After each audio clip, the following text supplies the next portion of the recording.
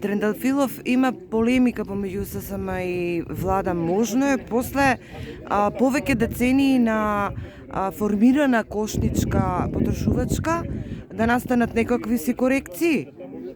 За нас е нејасно кои се причините на владата, наместо да води борба со зголемените цени во супермаркетите и во трговијата, кои гледаме сите секојдневно дека од ден на ден растат се повеќе и повеќе, да води борба со синдикалната минимална кошница која не покажува ние како можеме да преживееме и со што може да живеат граѓаните, туку синдикалната минимална кошница покажува токму на креаторите на политиките и на работодачи дека не се живее ни со толку.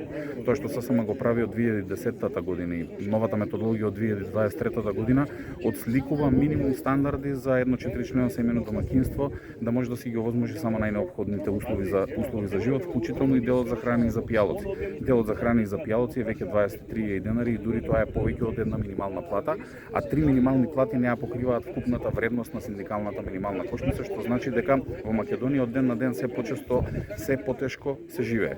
Значи, доколку владата смета дека синдикалната минимална кошничка е проблемот и дека доколку ја нема истата, ќе се живее подобро во Македонија, се лаже. Ние граѓаните, односно сите граѓани покажаат со бојкотот и бојкотот кој ќе следи во наредните денови дека не се живее подобро со или без синдикалната минимална кошница. Основните производи таму кои се 63 на број не значи дека ние ги јадеме секој ден, не значи дека ние можеме да си дозволиме да ги купиме. Но треба да ги имаме. Но значи дека мора да може да си ги дозволиме. Мора да имаме повисоки плати за да можеме барем тие да си ги дозволиме за да не трпиме на крајот на денот, за нашите деца да не трпат и за да можеме да го пробуткаме месецот на еден нормален начин.